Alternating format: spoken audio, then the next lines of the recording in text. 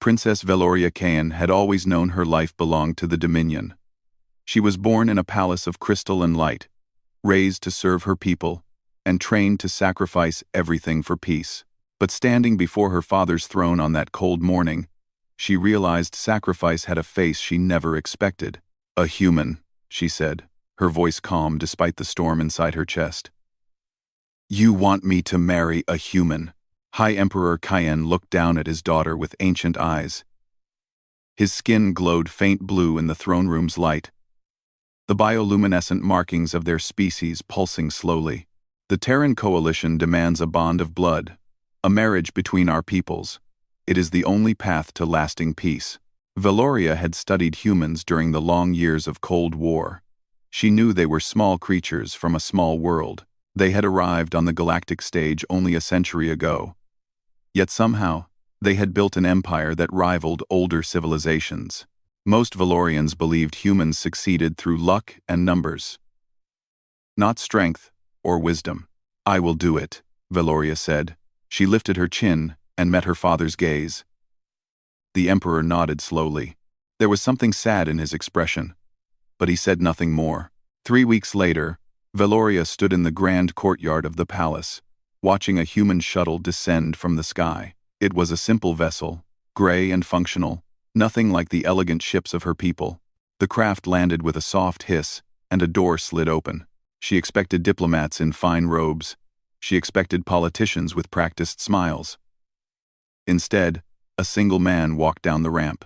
He was shorter than her by half a head. His skin was pale brown, his hair dark and cut short in military fashion. He wore a simple uniform of the Terran Coalition, dark blue with silver buttons, and he carried nothing but a small bag over his shoulder. He stopped before her and offered a small bow. "Princess Veloria, I'm Nathan Cole." His voice was soft and warm. His eyes, she noticed, were a strange color somewhere between green and brown, like forest soil after rain. There was kindness in those eyes, but also something else, something she could not name. "Welcome to Kalos Prime," she said formally. "I hope your journey was pleasant." "It was long," he admitted with a slight smile. "But I'm here now." The court watched from the palace windows. Veloria could feel their judgment, their amusement, their pity. This was the human sent to marry their princess? This ordinary, unremarkable creature? She felt embarrassed for him, and, in some small way, for herself. The wedding took place 1 week later. It was a cold ceremony, full of ancient words and hollow promises. Nathan spoke his vows in broken Valorian, struggling with the complex sounds of her language. Some courtiers laughed quietly behind their hands, but Nathan did not seem bothered. He simply smiled, tried again, and finished his vows with careful determination. That night, in the chambers they now shared, Veloria sat by the window and looked out at the city lights. Nathan unpacked his small bag in silence. She watched him from the corner of her eye, this strange creature who was now her husband. "You don't have to pretend," she said finally. "I know this marriage is political. You owe me nothing but public appearances." Nathan paused. He turned to look at her, and that unreadable something flickered in his eyes again. "I don't pretend, Princess. I'm not very good at it." "Then what are you good at?" He considered the question for a long moment. "Surviving, I suppose."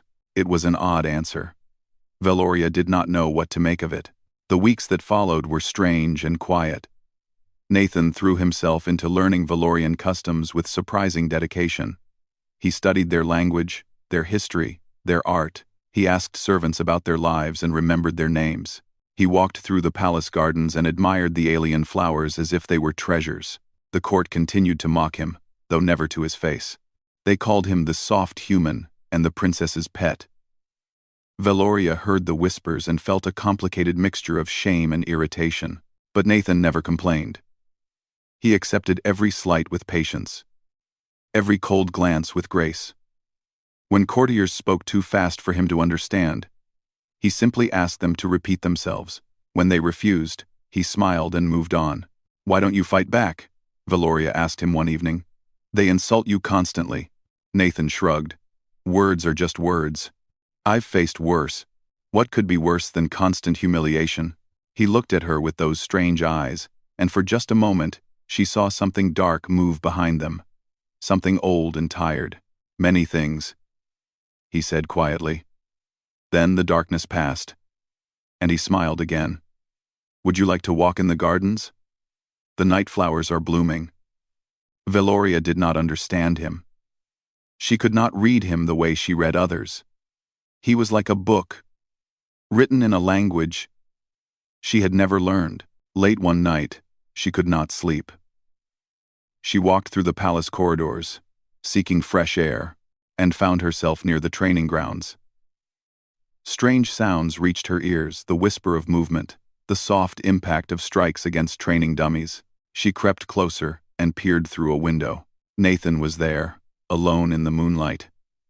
He moved through combat forms she did not recognize, his body flowing like water from one position to the next. There was no wasted motion, no hesitation. Every strike was precise. Every step was perfect. He moved faster than she thought humans could move. Veloria watched for nearly an hour, frozen in place. This was not the clumsy, harmless creature the court mocked. This was something else entirely. Something that had been hidden beneath soft smiles and patient silence. When Nathan finally stopped, he stood motionless for a long moment. Then, without turning around, he spoke. You can come out, princess. I know you're there. Valoria's heart hammered in her chest. She stepped back from the window and returned to her chambers without a word. That night, lying in the darkness, she thought about the man sleeping in the room beside hers.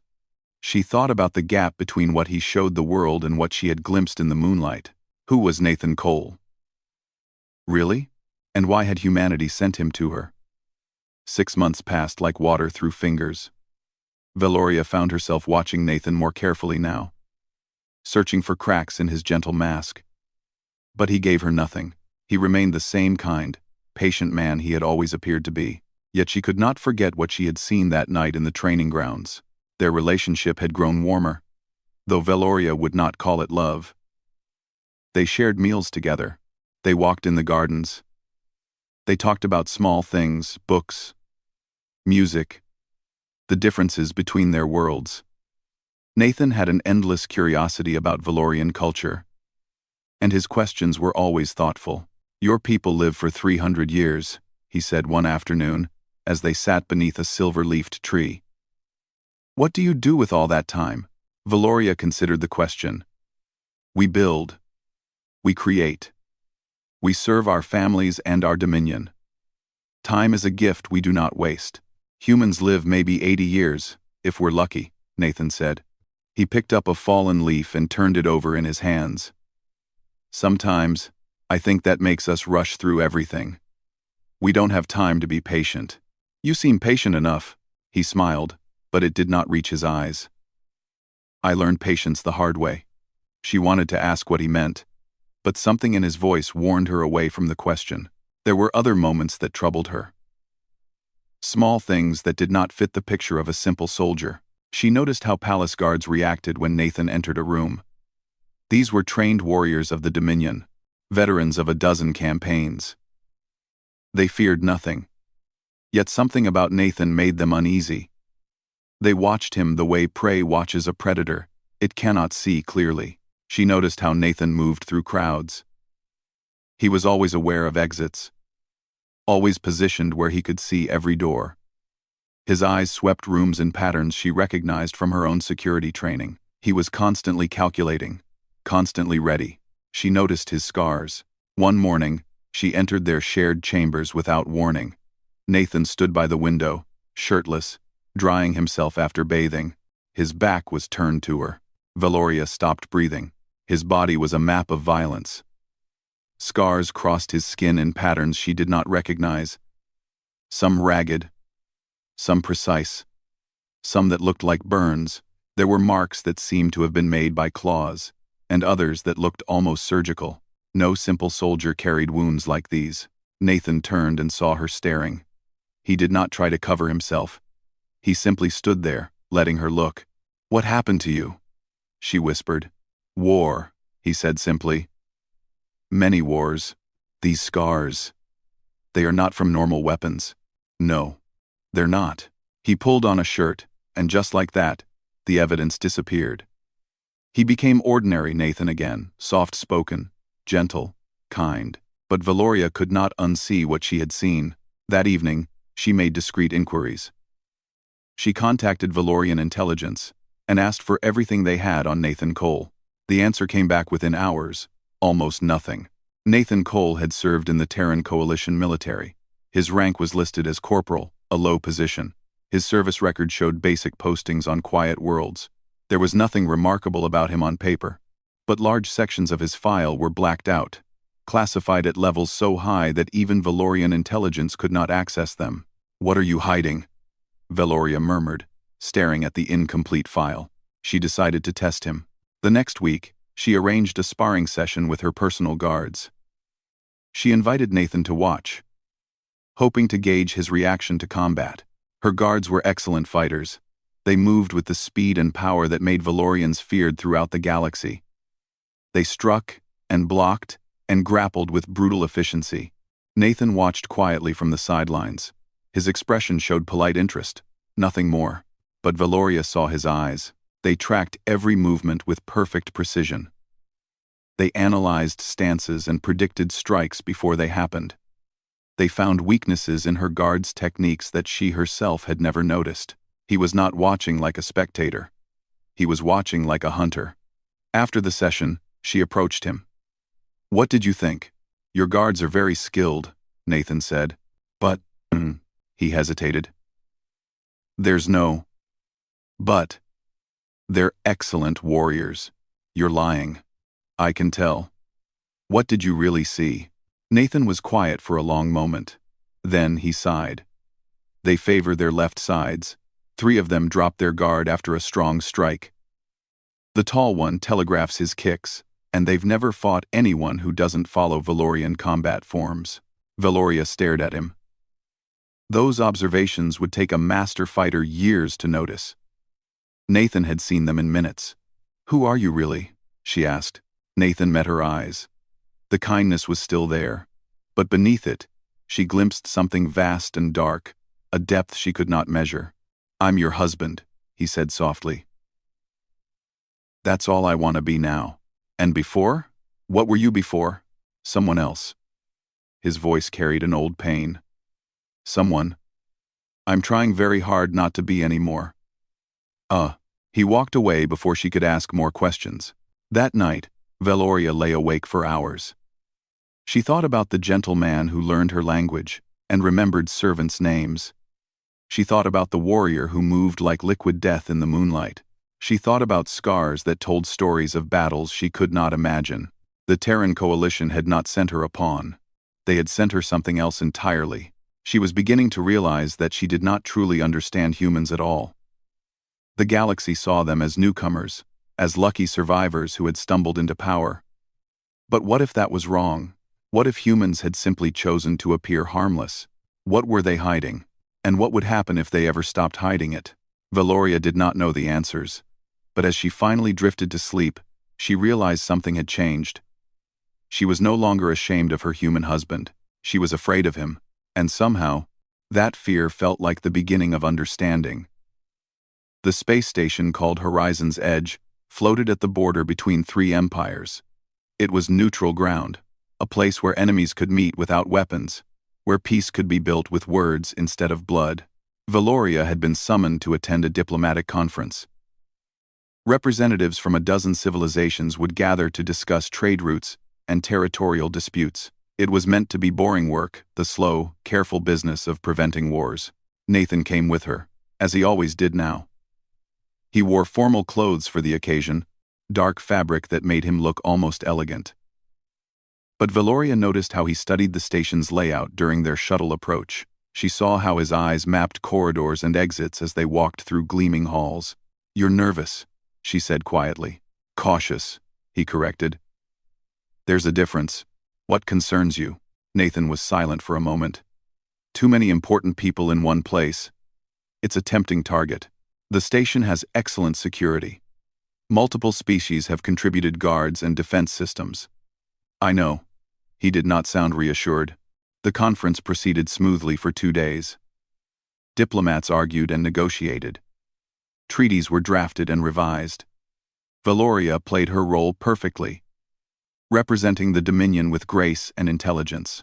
Nathan stayed in the background, watching. Always watching. On the third night, everything changed. Valoria was attending a formal dinner when the lights went out. Emergency systems flickered on, casting red shadows across shocked faces. Then the explosions began. The station shook with impacts. Glass shattered. Alarms screamed.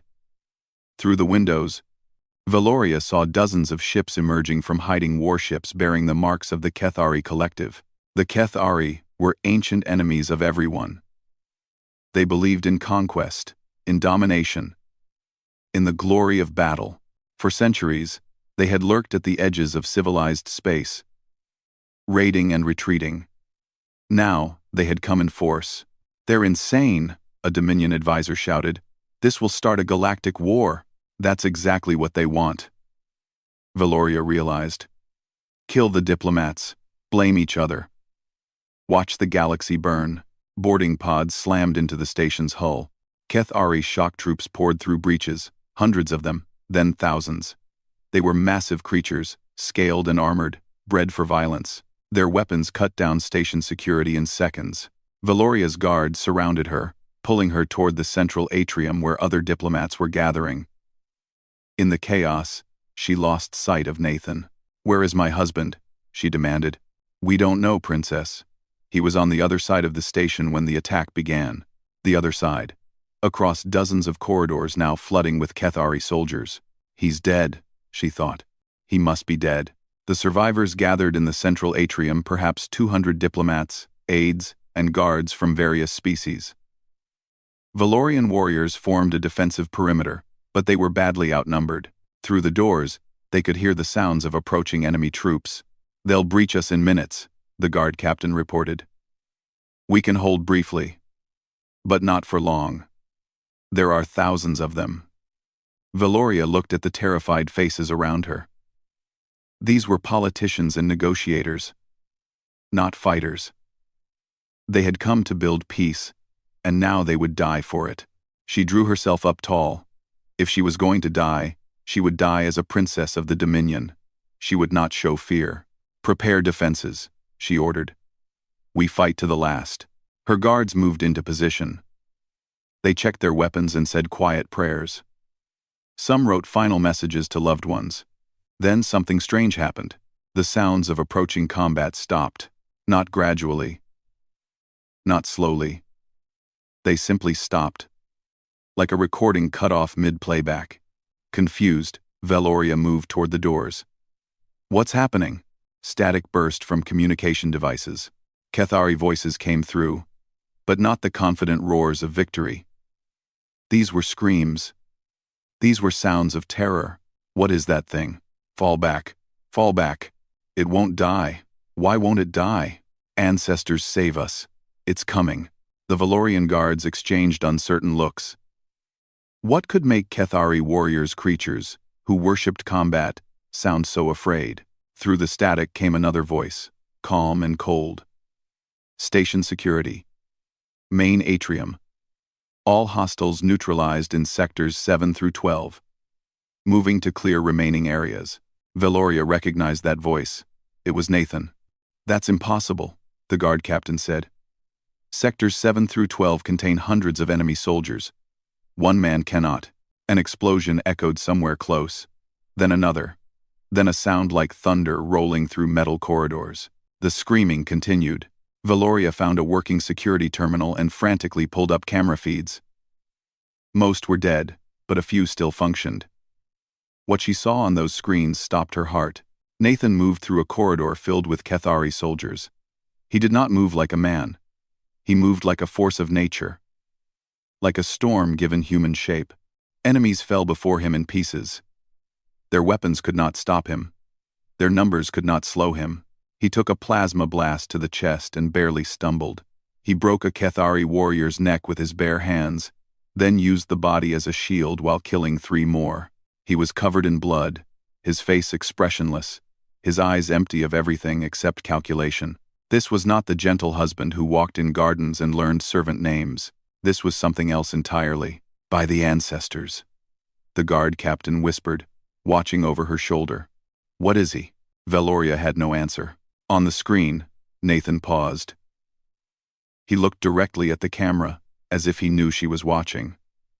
For just a moment, she saw something human in his eyes, something sad and tired and resigned. Then he turned and walked toward the next group of enemies. The screaming began again. The atrium had become a command center. Survivors huddled together while Valoria and her guards monitored every working screen they could find. Across the station, a single figure carved a path of destruction through the Kethari invasion force.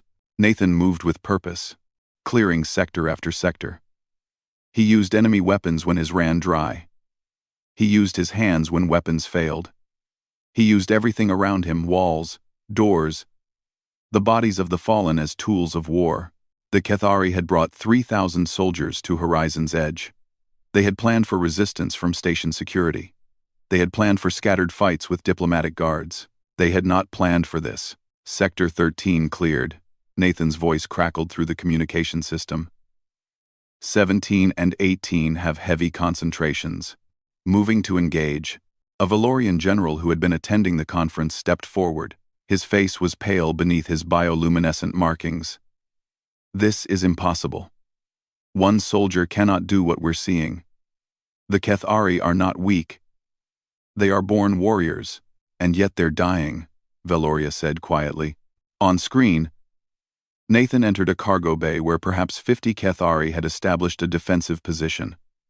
They saw him coming. They opened fire with everything they had. Nathan did not slow down. He rolled under the first volley, came up behind a cargo container, and flanked their position in seconds. He killed 6 before they could adjust their aim. He killed 10 more while they panicked. The remaining 30 tried to surround him, to use their numbers, to overwhelm him with sheer mass. It did not matter. Nathan flowed through them like water through sand. Every movement was precise. Every strike was lethal. He broke bones and crushed throats, and tore through armor with his bare fingers. When a Kethari grabbed him from behind, he simply twisted, snapped the creature's arm, and used the broken limb as a weapon against its owner. In less than 3 minutes, the cargo bay was silent. Valoria felt sick. She also felt something else, a terrible awe that she could not name. He's been fighting for over 40 minutes, the guard captain said. How is he not exhausted? How is he not dead? Humans have a thing they call adrenaline, someone offered weakly. Perhaps it allows them to exceed normal limits. This is beyond any limits. The general replied. This is beyond anything I have ever seen. This is beyond anything I believed possible. The battle continued. Nathan reached the station's reactor section, where the largest group of Kethari had gathered. They were trying to plant explosives, planning to destroy the entire station once their mission was complete. 300 warriors guarded the position. Valoria watched as Nathan paused at the entrance. He was wounded now. She could see blood running from cuts on his face and arms. His uniform was torn and burned. He should have been dead a dozen times over. Instead, he rolled his shoulders, picked up a fallen weapon, and walked into the reactor section. The next 10 minutes were the longest of Valoria's life. She heard the sounds through audio feeds, gunfire and screams, and the terrible wet sounds of close combat. She saw glimpses through failing cameras, bodies flying, walls painted red, Nathan moving through chaos like a ghost. When silence finally fell, she counted the bodies. 273 Kethari soldiers lay dead in the reactor section. The explosives were disabled. Nathan stood among them, swaying slightly. His chest heaved with exhausted breaths. Blood dripped from his fingertips. He looked at the nearest camera. Reactor secure. Princess, can you hear me? Valoria's voice shook when she replied. I hear you. I'm coming to you now. Stay where you are. 20 minutes later, the atrium doors opened. Nathan walked through, and Valoria saw what her husband had become. He was covered in blood. His clothes were destroyed. His body showed dozens of wounds that should have killed him. But he walked steadily, his eyes finding hers across the crowded room. Everyone stared. Diplomats who had dismissed him as weak, generals who had mocked human soldiers, guards who had thought themselves superior warriors. They all stared at this small, ordinary-looking man who had just broken an army alone. Nathan stopped in front of Valoria. Up close, she could see how tired he was. His hands trembled slightly. His breathing was rough, but his voice was soft and gentle. Just like always. "Are you hurt?" She shook her head, unable to speak. "Good." He nodded slowly. "That's good." Behind him, a wounded Kethari commander was dragged in by Valorian guards. They had found him hiding in a maintenance shaft, his legs broken, his spirit shattered. The commander saw Nathan and began to scream, "Keep it away. Keep the human away from me." Nathan did not even turn around. He just stood there, looking at Valoria with those strange, sad eyes. "What are you?" the Kethari screamed. "What are humans? What are you?" The question echoed through the silent atrium. No one answered. Perhaps no one could. Valoria reached out and took Nathan's bloody hand in hers. His fingers were rough with calluses and scars. They were the hands of a killer. They were also the hands that had picked flowers in her garden and turned pages gently so as not to damage old books. "You saved us," she said quietly. "I protected you," he corrected. "There's a difference." She did not understand what he meant. But looking into his eyes, she realized something important.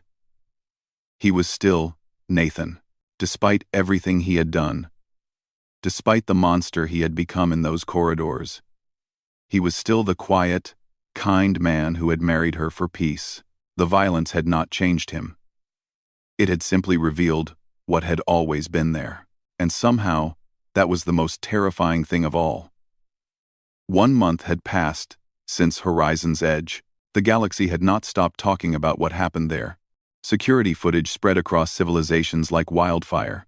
Every species saw the same thing, a single human soldier dismantling 3,000 Kethari warriors. Alone. In less than 2 hours, some governments claimed the footage was fake. Propaganda from the Terran coalition, designed to intimidate rivals. But too many witnesses had survived. Too many diplomats had watched through those security screens. The truth was impossible to deny. Humanity had revealed something it had kept hidden. The Kethari collective had gone silent. Their great invasion had become their greatest humiliation. Their warriors, raised from birth to worship battle, had been butchered by a single enemy. Their commanders refused to speak of what happened. Those who had faced Nathan and survived woke screaming from nightmares. The Terran Coalition released one official statement. Corporal Nathan Cole is a retired member of a specialized service branch. His personnel file remains classified. We do not comment on operational matters. That was all. No explanations. No apologies. No threats. Somehow, that made it worse. Valoria returned to Kalos Prime with her husband.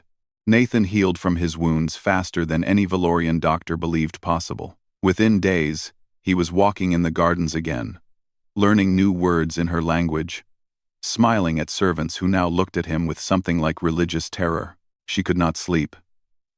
Every night, she saw those security recordings when she closed her eyes. She heard the screaming. She watched her gentle husband become something from nightmares. Finally, she could bear it no longer. She found Nathan in their chambers, sitting by the window, looking out at the stars. He seemed to know why she had come. Perhaps he had been waiting for this conversation since the beginning. "I need answers," Valoria said. "I need to understand what you are." Nathan was quiet for a long moment. Then he nodded slowly. "Sit with me. This is not an easy story." She sat across from him. Outside, the twin moons of Kalos Prime hung low on the horizon, casting silver light across his face. "Humans are young," Nathan began. "We reached the stars only a century ago. We found a galaxy full of species older and stronger and faster than us. Species that had been fighting wars for thousands of years. Species that could have crushed us like insects.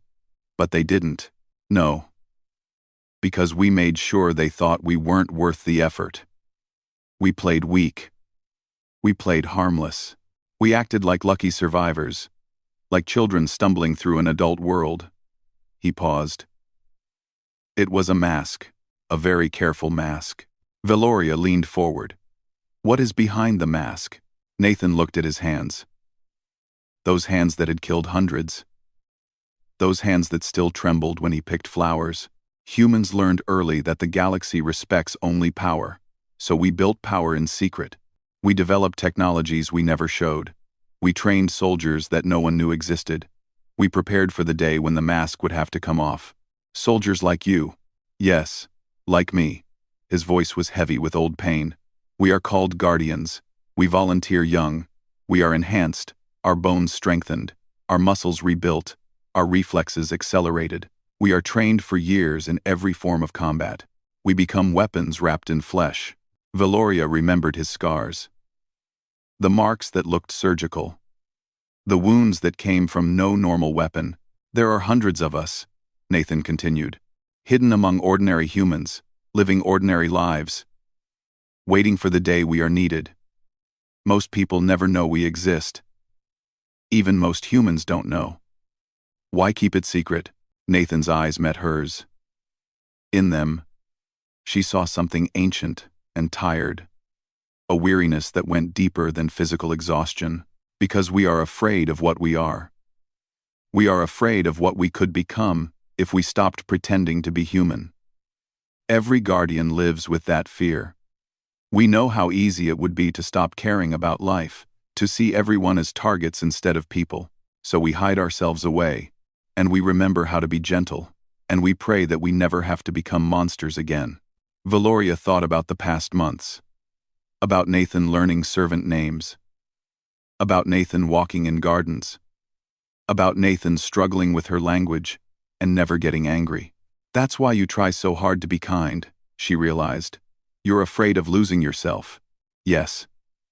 The word was almost a whisper. Every guardian who survives long enough faces the same choice. We can embrace what we are and lose our humanity. Or we can fight to stay human and carry the weight of what we've done. Which did you choose? Nathan smiled sadly. I'm still deciding. Every day, I'm still deciding. They sat in silence for a while. Outside, the moons continued their slow journey across the sky. The galaxy sees us as newcomers, Nathan said eventually. As lucky survivors. As harmless creatures who got lucky. We let them believe that. It's safer for everyone. Safer? If the galaxy knew what humans could really do, they would unite against us. They would try to destroy us before we grew too strong. So we stay hidden. We stay patient. We wait. Wait for what? Nathan looked at her with those strange, sad eyes. For the day when hiding is no longer possible. For the day when we have to show the galaxy what we really are. He paused. I hope that day never comes, but if it does, we will be ready. Valoria reached out and took his hand. This man, who was a weapon. This killer who picked flowers. This monster who loved her. I'm glad you showed me, she said quietly. I'm glad I know the truth. Are you afraid of me? She considered the question honestly. Yes, but I'm also proud. You could have been a monster. You chose to be a man instead. That takes more courage than any battle. Nathan's eyes glistened. For a moment, he looked impossibly young and terribly old at the same time. When I was sent here, he said, I thought it would be exile. A quiet end for a broken soldier. Instead, I found something worth protecting. He squeezed her hand. I found you. Valoria leaned forward and kissed him. It was their first real kiss, not a ceremonial gesture, but something true. Outside, the stars burned cold and distant. The galaxy continued its ancient dance of power and fear. But in that room, two people from different worlds had found something rare and precious. They had found understanding. They had found acceptance. They had found love. And somewhere in the darkness of space, other guardians waited in their quiet lives, hidden among ordinary humans. Shopkeepers and teachers, doctors and farmers, fathers and mothers, weapons in human form, praying they would never be needed. But ready, always ready.